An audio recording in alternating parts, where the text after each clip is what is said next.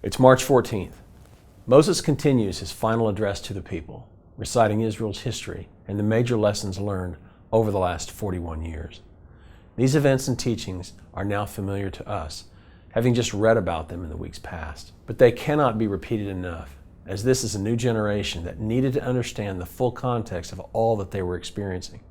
The urgency in Moses' address stands out in chapter 6, 6 through 9.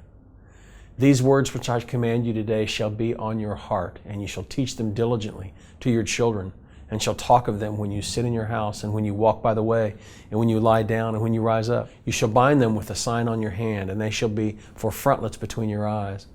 You shall write them on the doorposts of your house and on your gates. Moses understood that their destiny was in their own hands. The Lord had been clear. As long as they obeyed, they would succeed. The only way they could fail is if they forsook the Lord. And the key ingredient to remaining faithful would be to diligently pass on God's laws and precepts to the next generation.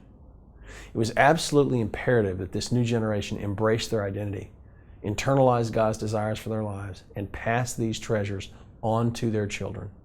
If they did, they would live in the most prosperous nation on earth. But forsaking the Lord would bring catastrophic results.